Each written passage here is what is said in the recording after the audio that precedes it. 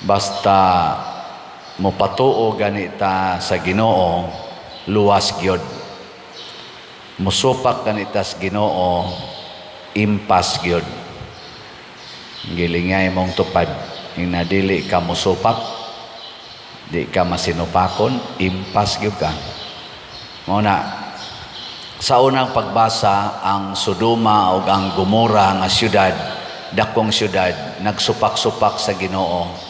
Nagsalig na sila sa ilang kaugalingon nga katakos o kagamhanan o naghiusa sila pagbuhat sa mga pagsupak sa Ginoo.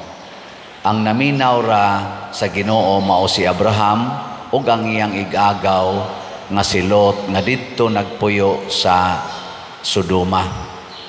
Mao tong bisan og laglago na ang Sodoma kuan gis Ginoo gipaikyas gid niya si Lot kay kamao mang maminaw sa Ginoo.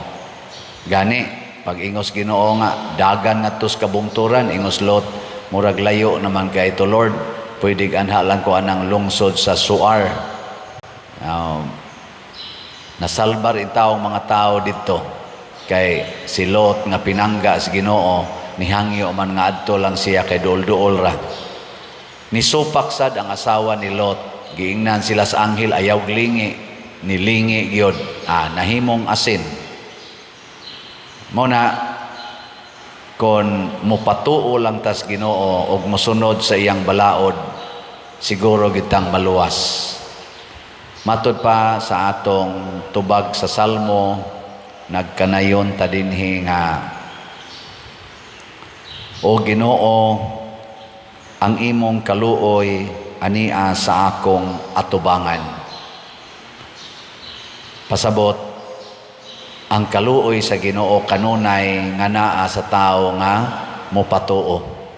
Tanawa ang mga apostoles, sa dihang nisakay sila kuyog ni Hesus sa sakayan, wa nila ba ibutang ang pagtuo gyud nga kining atong kuyog mao ni siya ang gamhanan sa tanan.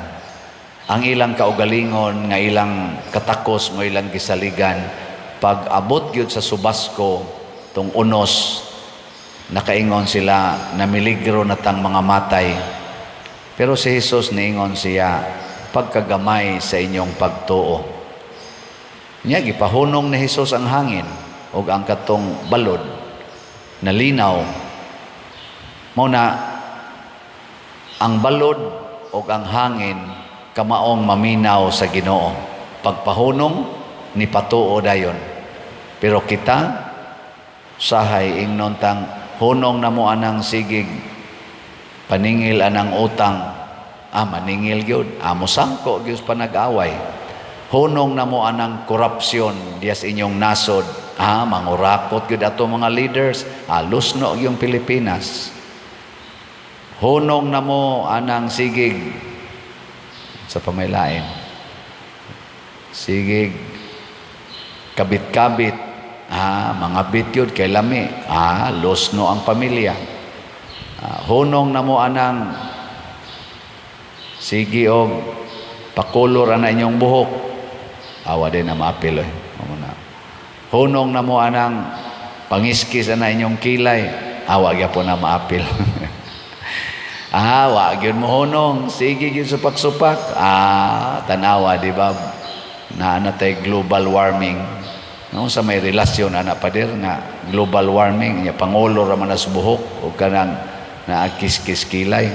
Kinibang batasan na to ba nga ang nature atong supakon, parihara sa nas pagsupak nato anang moingon ang atong mga ecologist, ay na mo pagsigig paaso, kay madaot ang ozone layer. Sige yung paaso, siging paaso. Pagkadaot na sa ozone layer, global warming. Global warming. Perting pagkadaota. Mao na pagsupak-supak. Maigsoon, ang Ginoo maluluyon, way lalis ana. Pero ang ato lang sang timanan, dili unta ta mahimo sang mga masinupakon.